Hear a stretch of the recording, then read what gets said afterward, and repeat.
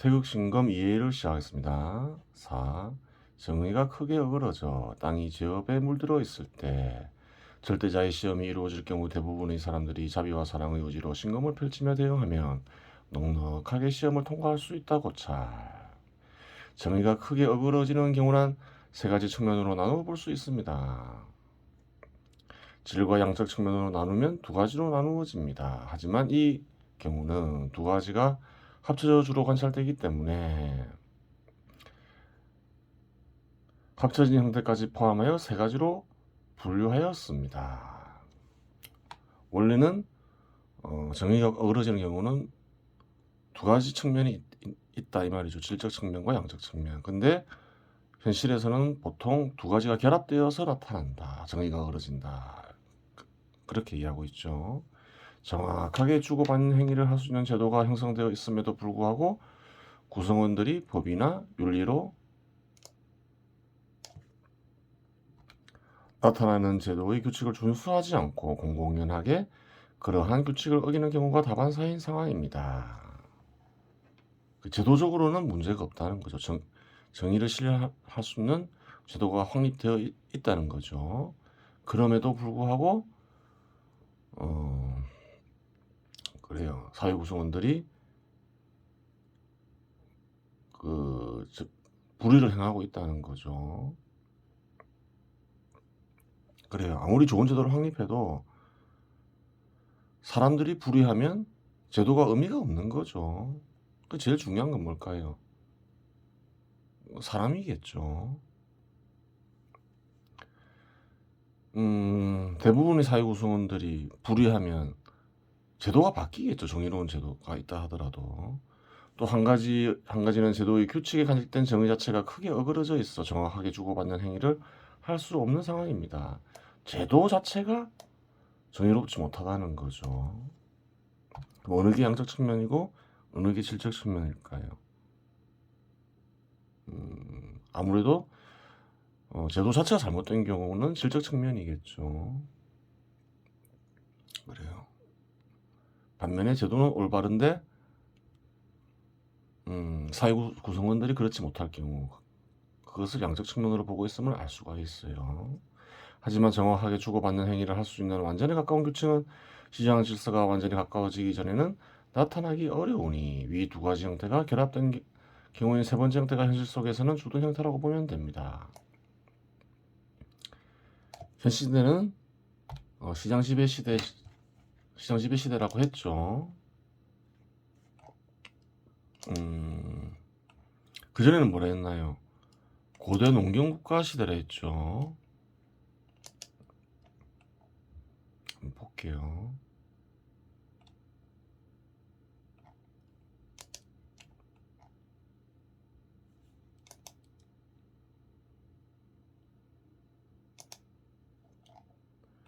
이전에 시대 구분을 했는데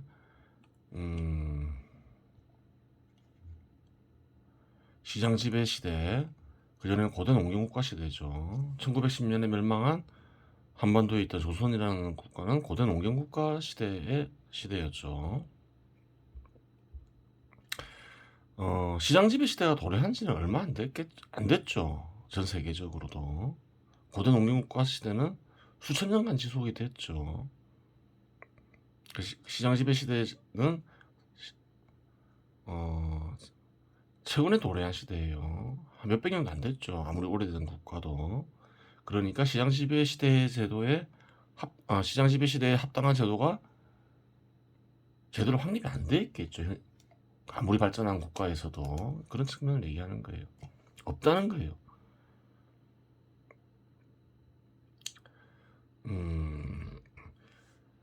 따라서 어떻다는 건가요? 정의가 어그러지는 경우는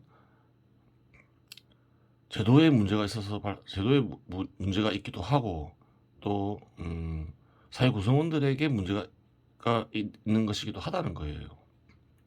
항상 결합된 형태로 나타나겠죠. 시장 질서가 완전해진다는 것은 경제 경력의 발전만을 의미하는 것이 아닙니다. 정치 영역 역시 경제에 대한 기능을 올바르게 수행하고 강력들의 기능들 역시 올바르게 수행될 정도로 발전할 때 시장 질서는 완전히 가까워집니다. 그래요. 시장 지배 시대 제도가 확립되기 위해서는 또 확립되는 경우는 어떤 경우일까요? 모든 영역이 시장 지배 시대 제도에 합당하게 바뀌어야 되는 거죠. 시장 지배 시대 제도가 확립됨에 따라서 다 바뀌겠죠. 물론 적극적으로 그래요. 적극적으로 사회구성원들이 움직이면 더 좋은 결과가 빨리 오겠죠. 그런 경우는 많이 살펴볼 수 있는 거죠. 한국이 대표적이죠. 고대 농경국가 시대였는데 그래요. 노력을 통해서 고대 농경국가 시대였는데 1900년대 초반에 굉장히 후진적이었죠. 근데 적극적으로 노력하니까 어떤가요? 빠르게 발전했죠. 노력하는 것과 노력하지 않는 것은 다 다르겠죠. 아무래도 현 시대를 말을 좀 바꾸죠. 좀 이해하기 쉽게 현 시대를 특징 짓는 증거 형태는 적정 임금 혹은 적정 소득과 적정 이윤으로 볼 수 있습니다. 그렇죠. 적정 소득은 따로 넣었죠. 적정 임금만 중요한 게 아니라 적정 소득도 중요하죠. 이러한 것들은 고대 농경국가 시대에 존재하던 형태는 아니죠. 뭐 비슷한 건 있었겠지만 화표로 표시되는 적정 임금, 적정 소득 그걸 생각할 수 있고 또 그래요. 적정 이윤율을 또 떠올릴 수가 있는 거죠. 그게 가능해진 것은 시장 지배 시대가 돌아오면서 화폐가 널리 사용돼서 그게 가능해진 거죠. 숫자로 표시가 가능해졌다는 거죠. 화폐를 이용하여 적정 임금 혹은 적정 소득 주석이 달려있죠. 97 구체적인 내용을 알고자 하면 다음 동영상을 보면 된다. 참조 경제 도면으로 살펴본 개인 혹은 가족 손익계산서 이 주소 나와있죠. 이 주소를 일일이 복사할 필요 없어요. 이렇게 딱 치면 이렇게 딱 나오는 거예요. 그럼 동영상을 보면 구체적인 내용을 알 수 있는 거예요. 적정 이윤율 적정 이윤이라 썼는데 적정 이윤율이라 했죠. 적정 이윤이라는 거는 있을 수가 없죠. 투자하는 자본에 따라 다 다르겠죠. 그 적정 이윤율이라고 해야 되겠죠. 어떤 기업에는 그 적정 이윤율 1000만 원일 수 있지만 다른 기업은 그게 아닐 수 있죠. 그래요. 뭐 1조를 투자했는데 적정 이윤이 1000만 원일 수는 없잖아요. 적정 이윤이라고 해야지 맞는 표현이겠죠. 98 주석 이윤율에 대한 구체적인 내용을 알고자 하면 다음 동영상을 보면 된다. 참조 자본의 평상과 수축 원리 좀 자세한 내용이 나와 있죠. 경제 도면으로 살펴본 개인 혹은 가족 손익계산서. 이거는 좀 잘못된 거 바꿔야 되죠. 잘못 넣은 거죠. 딱 치면 마찬가지로 이렇게 나오죠. 사회에서의 하늘나라 12 자본의 평상과 수축 원리 그래요.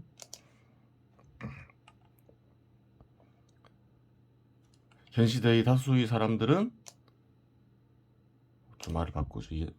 이해하기 쉽게 기업의 근로자로 참여하며 노동을 통해 적정 임금을 얻으며 그래요. 근로자로 참여하며 원래 활동을 거래하면이라 해야 되겠죠. 노동이라는 표현을 활동 대신에 많이 쓰죠. 그래요. 거래하며 이렇게 써야 더 정확하죠. 시장 이 표현은 그릇된 표현입니다. 하지만 심동을 모르는 상태에서 정확한 표현을 쓰면 이해를 불가능하게 하니 방평상 그릇된 표현을 사용할 수밖에 없습니다. 노동 말고도 심동이 있다는 거예요. 보통 활동은 어떤가요? 활동은 노동과 심동을 모두 포함하겠죠. 근데 순수한 노동, 순수한 심동 그런 건 없겠죠. 육체를 활용하더라도 마음을 어느 정도 쓰는 거예요. 마음을 주로 쓰더라도 육체를 또 어느 정도 이용하죠. 심동원 뒤에서 별도로 다루도록 하겠습니다. 주석 99. 심동에 대한 내용을 미리 알고 싶다면 다음의 글을 확인하면 된다. 참조 2017년 태극신검 2 이상국과 절대검. 마찬가지로 치면 나오겠죠. 이렇게. 그래요. 그렇게 되는 거예요.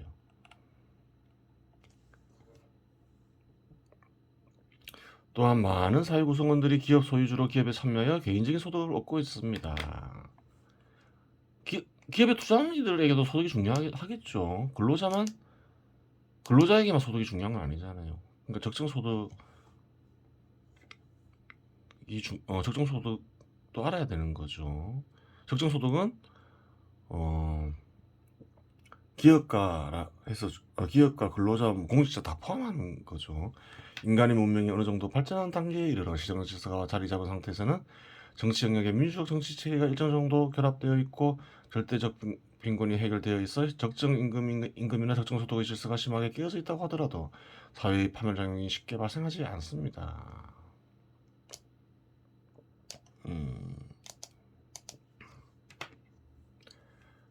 그래요. 시장지배시대 제도가 어느 정도 확립되어서 어느 정도 발전한 나라에는 주로 어떤 정치 제도가 성립되어 있나요? 주로 민주 정치 제도가 보통 성립되어 있죠. 선거를 주로 이용해서 공직자 최고 고위 공직자를 뽑는 경우가 많아요. 그 얘기를 하는 거죠. 그렇게 할 경우 파멸작용이 쉽게 발생하지는 않겠죠. 어느 정도 빈곤이 해결되어 있고 또 그래요. 선거를 뽑으니까 선거를 뽑으면 일단 국민을 대표한다는 그런 생각을 할 수 있는 거잖아요. 또 국민들이 선택한 것이라 생각할 수 있잖아요. 그래서 어느 정도 잘못을 해도 책임을 피해 나갈 수 있는 거죠. 국민들이 스스로 자신의 책임이다 이렇게 생각할 수 있는 거예요. 그리고 또 바꿀 수가 있잖아요. 일정 기간마다 선거를 하니까. 그래서 파멸작용이 쉽게 발생하지는 않는다는 거예요. 사회의 파멸작용이란 사회라는 생태계를 파괴하는 인간들의 행위가 집단적으로 폭력적으로 이루어지는 것을 가리킵니다. 그래요. 주로 폭동이죠. 이런 경우는 반란도 이에 해당될 수 있겠죠. 수많은 사람들을 동원할 때, 사회 구성원들을 동원할 때 사회를 이루는 구성원들이 제도에 대한 적개심을 선거를 통해 해결할 수 있는 통로가 있기 때문에 파멸작용이 쉽게 발생하지 않습니다. 앞에서 설명했죠. 현 시대에서 직업을 생성시키는 뿌리는 기업 형태로 존재하는 자본입니다. 좀 더 구체적으로 적었죠. 현 시대의 정의 형태인 적정 이윤율을 설명하기 위해서 적어놨겠죠. 기업이 유지 성장하고 생성되는 원리는 이윤과 이윤율에 있습니다. 기업에 중요한 것은 이윤과 이윤율이죠. 그래요. 일정한 이익을 못 내면 혹은 손실이 나면 기업을 할 이유가 없잖아요. 기업 소유주가 재산을 투입할 이유가 없는 거죠. 손실이 나면 재산이 쪼그라드니까 거지가 될 수도 있는 거죠. 기업마다 이윤율은 다르지만 사회적으로 형성된 적정 이윤율이 사회들마다 존재하지요. 구체적인 내용을 알고 싶으면 그래요. 98에 들어가서 보라 했죠. 주소 98 여기 나와 있죠. 어떤 사회에서 자본을 투자하는데 적정 이윤율에 바탕한 이윤을 발생시킬 수 없다면 경제 구조에 이상이 생겼거나 적정 이윤율과 연관된 정의가 어그러져 있는 것으로 볼 수 있습니다. 그렇죠.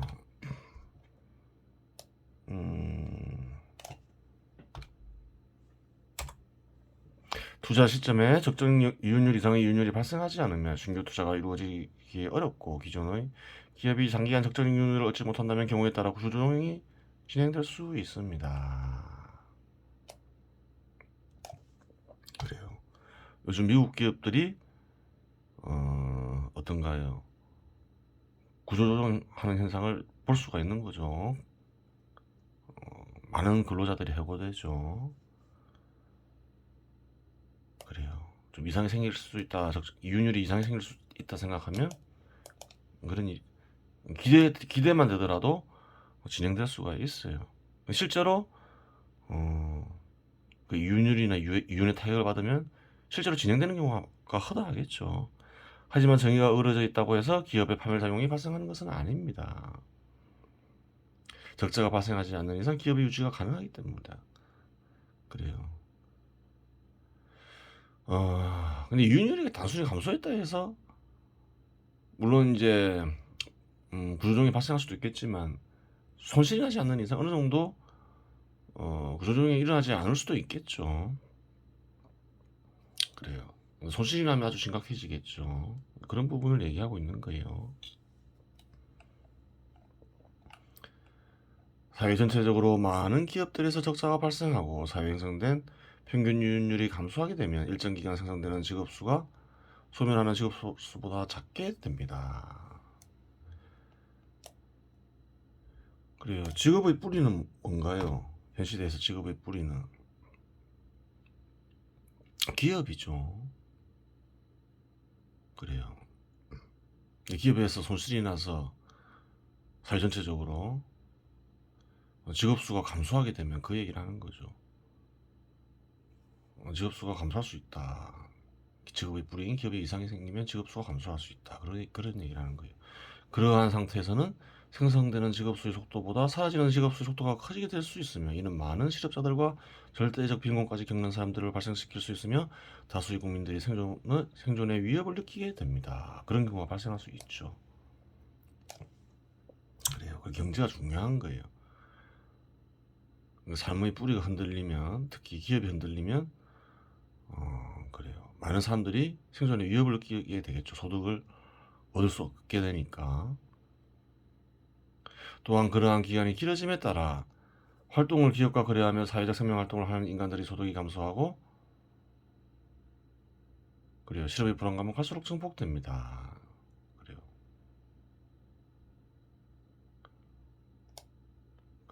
그렇겠죠. 기업에 이상이 생기면 소득을 얻지 못하는 일도 생기게 되고 기업과 거래하는 이 중에 기업을 소유해도 마찬가지죠. 기업이 망하면 그런 사람들도 그래요. 실업자가 되는 거죠. 재산을 날리면서 근로자보다 더 비참할 수도 있는 거죠. 그래요. 많은 인간들이 사회적 생명활동에 위협을 느끼게 되지요. 그렇죠. 이러한 시기에 많은 사람들은 어그러진 정의를 느끼게 되며 어그러진 정의를 본인에게 유리한 측면으로 해결하려고 하고 집단을 이루려고 합니다. 그렇죠. 사회적으로 어떤 정의에 문제가 있다 생각하면 집단을 이루면서 행동하려고 하죠. 왜 그런가요? 개인보다는 집단을 이루면서 행동하면 뜻하는 바를 보다 쉽게 성취할 수 있기 때문에 그러하죠. 제도와 마찬가지로 생존을 위해서는 어떠한 수단도 동원 가능하다는 의지가 인간들의 무화에 새겨집니다. 그래요. 그런 경우가 있어요. 그리고 실제로 집단을 이루고 행동에 나서지요. 그렇죠. 그러면 쾅하며 사회라는 생태계를 뒤흔드는 사건이 일어날 수 있는 것이지요. 이는 마치 마그마가 약한 지표를 뚫고 꽝 터지는 화살 폭발 원리와 비슷한 것이지요. 하지만 정의롭게 제도가 형성된 사회에서는 약한 지표가 없고 인간의 무화에 마그마가 새겨지지 않으니 어려운 시기가 오더라도 쾅 하고 터질 일이 없는 것이지요. 그렇죠. 경제에 이상이 생기면 쾅 하고 터질 수가 있죠. 10중 8구 그런 경우가 많죠. 그러한 경우는 과거의 돈이 찾아볼 수 있고 이걸 2017년에 쓰여졌다고 했죠. 2017년 이후에도 그러한 사건들은 찾아보면 많이 찾아볼 수 있어요. 대표적인 예가 언젠가요? 2019년에 있었던 베네수엘라 사건이 있었죠. 베네수엘라가 그 이전에 사회주의 정책을 실현하면서 잘 살던 국가였는데 되게 못 살아진 거죠. 그러면서 그래요. 큰 시위가 일어났었죠. 2019년 초반에 국회와 행정부가 대립을 하고 그래요. 그런 일이 있었어요. 많은 사람들이 다치거나 사망하기도 했죠. 쾅 하고 터진 상태, 이것이 사회에 나타난 절대자의 시험이지요. 터진 상태가 오래가면 사회는 혼란스러워지고 제도의 힘은 급격히 약화됩니다. 이러한 현상은 시장 질서가 완전에 가까울 정도로 고도화되기 전까지는 계속 진행되겠지요. 사실 세계적으로 시장 질서가 성장함에 따라 쾅하고 터진 사례는 무수히 많고, 이에 각 국가의 제도들이 쾅 터질 경우 폭발력을 줄이기 위해 민주정치 제도를 도입했다고 보면 됩니다. 그래요. 시장 지배 시대 제도가 이제 도입된 이후에 민주정치 제도가 제도도 뭐 도입되지요. 도입되는 배경에는 여러 가지가 있겠지만 뭐 이러한 이유도 있다는 거예요. 쾅 하고 터진다고 하여 좋아지는 것은 없습니다. 고대나 현대나 마찬가지죠. 동학농민운동이 쾅 하고 터졌어요. 그런다고 뭐 좋아지는 건 없었죠. 오히려 안 좋은 일만 생겼죠. 나라도 멸망, 조선도 멸망하고. 그래요. 특별히 좋아지는 게 있는 게 아니에요. 최근에 한국에 있었던 2016년 겨울에 있었던 촛불 시위도 어떤가요? 뭐 터졌다 해서 뭐 좋은 일이 있었나요? 그런 거 없다는 거예요. 더 안 좋은 일만 생긴다는 거예요. 경우에 따라 대부분이 다 그렇다는 거예요. 참여한 인간들이 사회적 생명 활동이 윤택해지는 것도 없지요. 그렇죠. 그렇다고 소득이나 직업 수가 증가하는 것은 아니기 때문입니다. 그래요. 그러한 사건은 경제 발전, 나아가 사회 발전과는 크게 무관하다. 그런 거죠. 하지만 후유증이 커 제도의 힘이 약해지면 주변 환경에 따라 문명이 후퇴하거나 할 수 없으면 조선처럼 멸망할 수도 있는 것이지요. 그래요. 멸망하기 전 조선에 관직된 정의 형태는 현시대 한국에 관직된 정의 형태와는 다르지만 쾅 터지는 원리는 같습니다. 그래요. 형태는 다르더라도 현시대나 과거나 기본적인 원리는 같다는 거예요.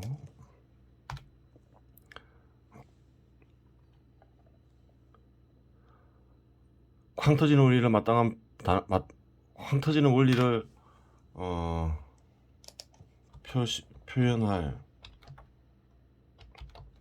마땅한 단어가 없으니 절대자의 파멸 공식이라고 규정짓도록 하겠습니다. 줄여서 파멸 공식이라고 얘기할 수 있습니다. 그래요.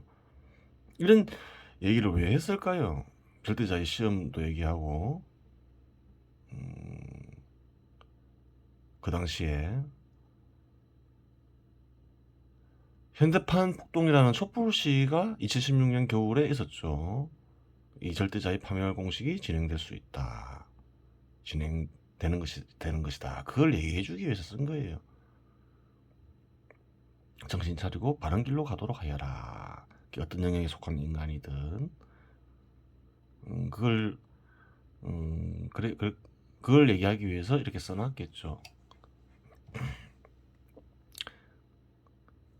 왜 그때 직접적으로 얘기하지 않았으면서 그런 얘기를 하느냐, 이제 와서 그런 얘기를 하느냐. 그 당시에도 얘기를 했어요. 물론 여기 얘기를 했겠죠. 한번 볼까요? 지나고 나서 얘기하는 것은 별 의미가 없죠. 예전에 촛불 시위가 일어났을 때 언제 쓰여진 글인가요, 이게? 2017년 3월 1일 박근혜, 최순실, 고영태. 다른 공무원 이런 일이 연루되면 옷 벗어야 합니다. 대통령이 순수하고 착해서 최순실하고 고영태한테 유들렀다. 이런 얘기가 있죠. 이런 말을 쓴 얘기가 있죠. 그 당시에 2017년에 대통령이 순수하다고 착해서 다 용서해야 합니까? 어떤 일이 연루되어 옷 벗은 공무원 기업이는 어떻게 해야 되는 겁니까? 그래서 이거를 이 말은 그리고 퇴직신금을 쓰니까 한 말은 아니고 여기 딱 보니까 그때 우연히 남겨놓은 말이 있어요.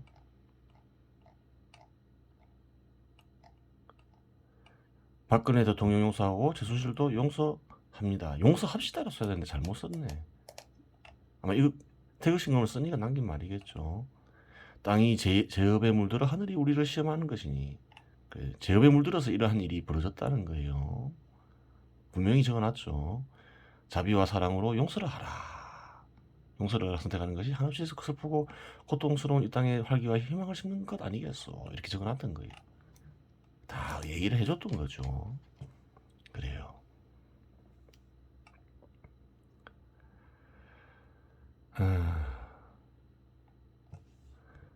파멸 공식이 인간의 무화에 적용되는 방식은 다음과 같은 문장을 새기면서 진행됩니다. 절대자의 신검이 인간의 신검에 연결되어 현실은 잘못된 것이다. 참여하여 시정하라. 하지만 문명이 덜 발달된 사회의 인간들은 무엇을 시정해야 할지 모르지요. 정의가 눈에 보이는 것도 아니고 또 누군가가 정의를 선명하게 규정해 놓은 것도 아니니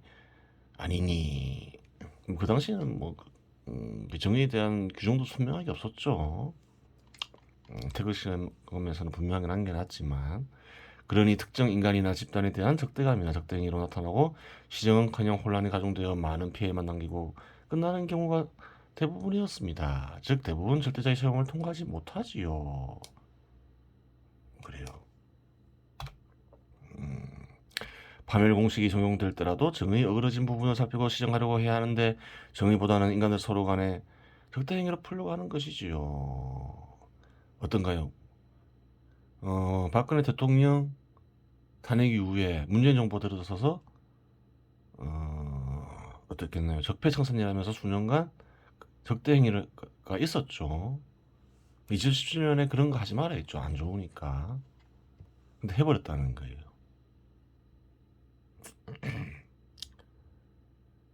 그런 거 안 하기를 2010 원했지만 하더라. 이제 이렇게 되는 거예요. 인간을 해치려는 마음이 생기니 악령이 깃드는 것이지요. 그래요. 보통 악령이 깃들어서 날뛰기 쉬운 거예요. 그래요. 이번 시간 여기까지 하겠습니다.